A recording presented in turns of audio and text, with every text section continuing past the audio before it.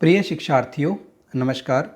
आज हम अर्धवार्षिक आकलन परीक्षा सितंबर 2022 कक्षा 12वीं के हिंदी विषय की बात करने जा रहे हैं। कक्षा 12वीं के अंदर जो हिंदी विषय का प्रश्न पत्र आया हुआ था उसको यहाँ हल करने का प्रयास किया गया है। पहला प्रश्न, सहर्ष स्वीकारा है कविता में कवि की आत्मा कैसी हो गई है। तो यहाँ पे जो चार हमारे पास उत्तर उपलब्ध हैं, उनमें से जो इसका उत्तर है वो है कवि की आत्मा कमज़ोर हो गई है। दूसरा प्रश्न, उषा का जादू किससे टूटने की बात की गई है। जो उषा का जादू है वो किससे टूट जाता है। तो जब सुबह सूर्योदय होता है तो उषा का जादू टूट जाता है। सीधी बात किसके चक्कर में फंस गई है। तो जो सीधी बात कविता है उसके अंदर जो कविता है ये भाषा के चक्कर में फंस गई है। चौथा प्रश्न, पतंग उड़ाते समय बच्चों को महज एक धागे के सहारे कौन थाम लेता है। तो जब बच्चे पतंग उड़ाते हैं तो उनका शरीर रोमांचित हो उठता है, तो उनके रोमांचित शरीर का संगीत उनको एक महज धागे के सहारे थाम लेता है और उनको नीचे नहीं गिरने देता है। प्रश्न नंबर 5, काले मेघा पानी दे पाठ में मेंढक मंडली का पहला नारा क्या लगाती थी। तो मेंढक मंडली पहला नारा लगाती थी, बोल गंगा मैया की जय।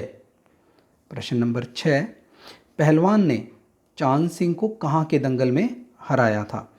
तो जो चांद सिंह पहलवान था उसको पहलवान ने हराया था श्यामनगर में। प्रश्न नंबर 7, पति के मृत्यु के समय भक्तिन की आयु कितने वर्ष की थी। तो जब भक्तिन के पति की मृत्यु हो जाती है तो भक्तिन उस वक्त 29 वर्ष की थी। प्रश्न नंबर 8, जैनेंद्र कुमार के मित्र ने बाजार को क्या संज्ञा दी है।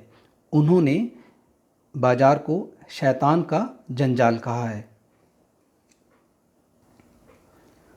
प्रश्न नंबर 9, टेलीविज़न किस प्रकार का माध्यम है। तो टेलीविज़न दृश्य और श्रव्य माध्यम है, इससे हम देख भी सकते हैं और सुन भी सकते हैं।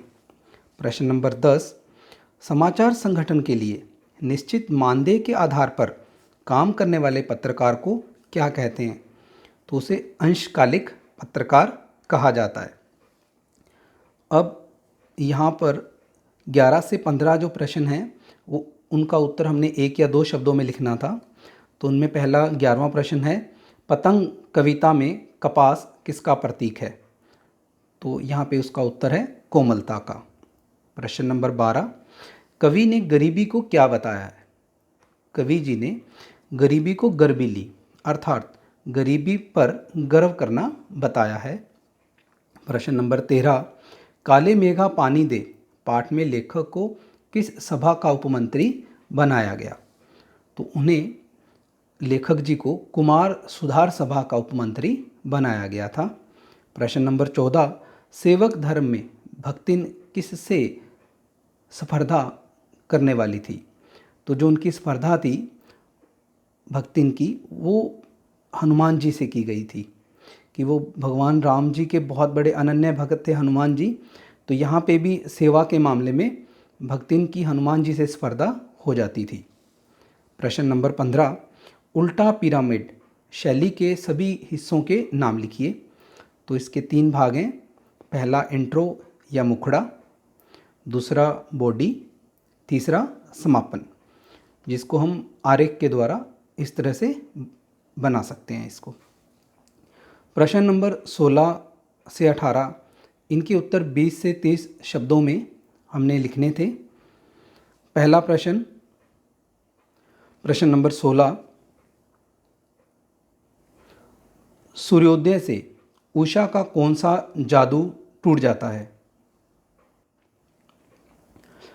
प्रकृति पल पल परिवर्तित होती रहती है।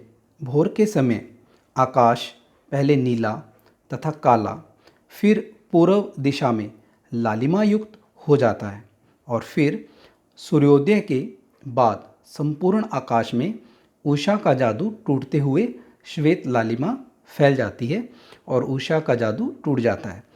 यहाँ सुबह सूर्योदय की बात चल रही है इस कविता में। तो सूर्योदय से पहले जो आकाश नीला काले रंग का और फिर लालिमा युक्त हो जाता है, और फिर सूर्योदय के बाद हर तरफ प्रकाश फैल जाता है और जिससे उषा का जादू टूट जाता है। इस प्रश्न की मांग यहाँ थी ये वाली। अब प्रश्न नंबर 17, बाजार के जादू का संक्षिप्त वर्णन करें।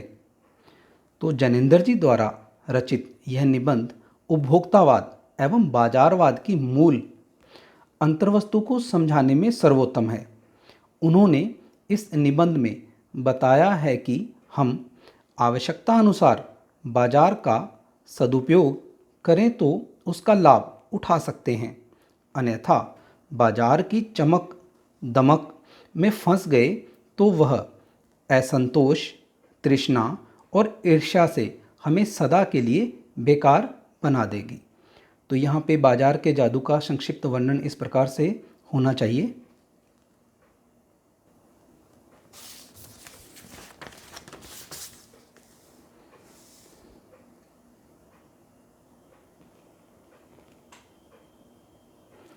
प्रश्न नंबर 18, किशनदा का बुढ़ापा सुख से क्यों नहीं बीता।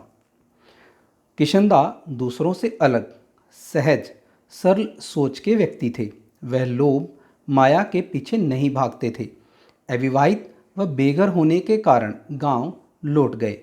संतान थी नहीं, रिश्तेदार मिलने आते नहीं थे, इसलिए उनका बुढ़ापा सुख से नहीं बीता।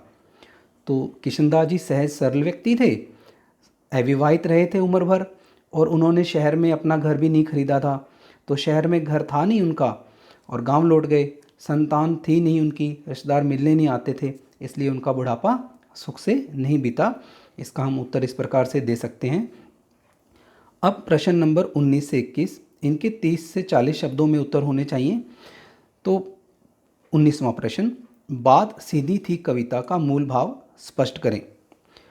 इस कविता का मूल भाव इस प्रकार है कि भाषा की सहजता सरलता पर ध्यान रखना चाहिए। यदि कवि या वक्ता अपनी बात को बिना बनावट, जटिलता एवं आडंबर के कह दे तो उसकी बात सभी को समझ में आ जाती है, परंतु सीधी सी बात को तोड़ मरोड़ कर कहा जाता है तो उस बात का सौंदर्य नष्ट हो जाता है। तो इस कविता का मूल भाव है भाषा की सहजता और सरलता पर। प्रश्न नंबर 20, जूझ पाठ में बचपन में लेखक के मन में पढ़ने के प्रति क्या विचार थे। इस पाठ के लेखक बचपन में पढ़ना चाहते थे, लेकिन उनके पिता उसे पढ़ने नहीं देते थे। लेखक को लगता था कि खेती में उसके लिए कोई भविष्य नहीं है। यदि वह सारा जीवन खेतीबाड़ी में लगा रहा तो उससे कुछ भी प्राप्त नहीं हो पाएगा। पढ़ लिख कर वह नौकरी कर सकता था या कारोबार कर सकता था। यही सोचकर वह खेती छोड़कर पढ़ना चाहता है। तो इस पाठ के अंदर जो लेखक है उसके पढ़ने के प्रति बहुत अच्छे विचार थे और वो अपने भविष्य के लिए संजीदा था। प्रश्न नंबर 21, काले मेघा पानी दे संस्मरण का मूल भाव स्पष्ट करें। इसका उत्तर इस प्रकार से होना चाहिए था। इस निबंध में लोक प्रचलित विश्वास और विज्ञान के द्वंद्व का चित्रण हुआ है। विज्ञान का अपना तर्क है, वह वैज्ञानिक तथ्य को स्वीकार करता है। इसके विपरीत आस्था विश्वास हमारी भावनाओं से जुड़ी होती हैं। भारतीय समाज में अनेक अंधविश्वास क्रियाकलाप चलते रहते हैं, किंतु फिर भी सामाजिक कल्याण की भावना रहती है। इस निबंध का मूल भाव उच्च संस्कार अपनाने, त्याग और दान करने तथा भ्रष्टाचार का विरोध करने का उचित ढंग है। प्रश्न नंबर 22-23, इन प्रश्नों के उत्तर 50 से 60 शब्दों में लिखने हैं। तो प्रश्न नंबर 22, हरिवंश राय अथवा गजानन माधव मुक्तिबोध के जीवन रचनाओं एवं भाषा शैली का संक्षिप्त परिचय दीजिए। तो हमने यहाँ पे श्री हरिवंश राय बच्चन जी का जीवन परिचय लिखा है। तो जीवन में उनका जन्म 17 नवंबर 1907 इलाहाबाद में उनका जन्म हुआ था। निधन 2003 मुंबई में। प्रमुख रचनाएं मधुशाला, मधुबाला, मधुकलश, निशा निमंत्रण, आकुल अंतर, एकांत संगीत, मिलन यामिनी, नए पुराने झरोखे काव्य संग्रह। यहाँ तक हमने जितने भी उनकी अभी रचनाओं की बात की है तो वो काव्य संग्रह। आगे क्या भूलूं क्या याद करूं, नीड़ का निर्माण, बसेरे से दूर, 10 द्वार से सोपान तक, आत्मकथा। ये उनकी आत्मकथा के 4 भाग हैं। भाषा शैली, बच्चन जी ने अपने काव्य में सहज सरल आडंबरहीन भाषा का प्रयोग किया है। वे हमेशा साधारण ढंग से अपनी बात कहते हैं।